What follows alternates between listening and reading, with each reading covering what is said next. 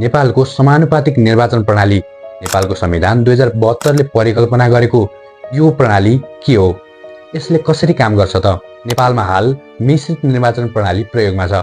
यसको अर्थ हो हामी दुई तरिकाले आफ्ना प्रतिनिधि छान्छौँ। पहिलो हो प्रत्यक्ष निर्वाचन प्रणाली, जहाँ हामी कुनै व्यक्तिलाई भोट दिन्छौँ र सबैभन्दा धेरै मत पाउने उम्मेदवार विजयी हुन्छ। नेपाललाई यसका लागि 165 वटा निर्वाचन क्षेत्रमा विभाजन गरिएको छ। दोस्रो हो समानुपातिक निर्वाचन प्रणाली। यसमा हामी व्यक्तिलाई होइन, राजनीतिक दललाई भोट दिन्छौँ। पुरै देशलाई एउटै निर्वाचन क्षेत्र मानिन्छ र दलले पाएको कुल मतको अनुपातमा संसदमा सिट बाँडफाँड गरिन्छ। जुन चुनाव पहिल्यै दलहरूले बन्द सूची मार्फत निर्वाचन कार्यालयमा पठाइसकेका हुन्छन्।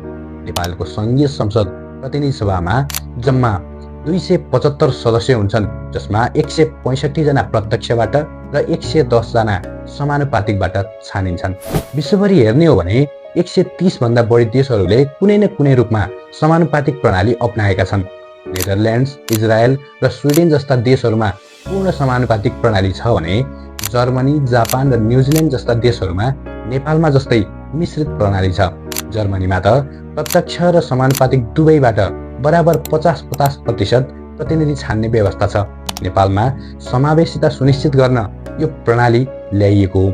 तर वास्तवमा दलहरूले यसलाई आफ्ना श्रीमती, नातेदार र प्रत्यक्ष चुनावमा पराजित भएका हेभीवेट नेताहरूलाई सांसद छिराउने अस्त्रका रूपमा दुरुपयोग गरिरहेका छन्। यसले गर्दा योग्य कार्यकर्ताहरू छायामा परेका छन् र नातावादले लोकतन्त्रको वास्तविक मर्ममाथि नै प्रहार गरिरहेको छ। समानुपातिक प्रणाली आफैमा खराब होइन, तर यसको कार्यान्वयनमा देखिएको यो सेटिङ सुधारिनु जरुरी छ। कि हामीले अब बन्द सूचीको सट्टा मतदाताले नै व्यक्ति रोज्न पाउने खुल्ला सूची प्रणाली अपनाउनु पर्ने बेला आएको त छैन?